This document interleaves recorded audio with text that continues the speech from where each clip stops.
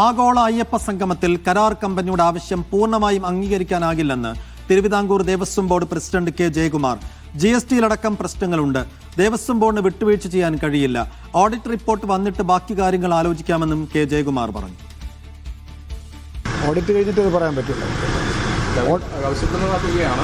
അവർ ആവശ്യപ്പെടുന്നത് 7.04 crores. അത് audit കഴിഞ്ഞിട്ട് നമുക്ക് ആലോചിക്കാനും പറ്റും. ഓഡിറ്റ് കഴിയാതെ ഇപ്പോൾ ഒന്നും പറഞ്ഞുകൂടാ. ഞാൻ പറഞ്ഞല്ലോ, ക്ലെയിം മുഴുവൻ അംഗീകരിക്കുന്നില്ല. പിന്നെ നേരത്തെ 4.99 എന്നൊരു ബോർഡിന് തീരുമാനമുണ്ട്. നമ്മളിപ്പോൾ 4.99 ഫ്രീസ് ചെയ്തിരിക്കുകയാണുള്ളത്. അവർ പറയുന്നത് ആ ക്ലെയിം, മറ്റുള്ള ക്ലെയിം നമ്മുടെ GSTയുടെ പ്രശ്നങ്ങളുണ്ട്. അതേതായാലും ഈ ഓഡിറ്റ് ഒന്ന് കഴിയട്ടെ, എന്നിട്ട് നമുക്ക് അതിനെപ്പറ്റി ആലോചിക്കാം. ഓഡിറ്റ് കഴിയുമ്പോഴേ ക്ലെയിംസിൻ്റെ അഡ്മിസിബിൾ ക്ലെയിംസ് ആണോ അല്ലേ എന്നൊക്കെ ഉള്ളത് പരിശോധിക്കാൻ പറ്റും.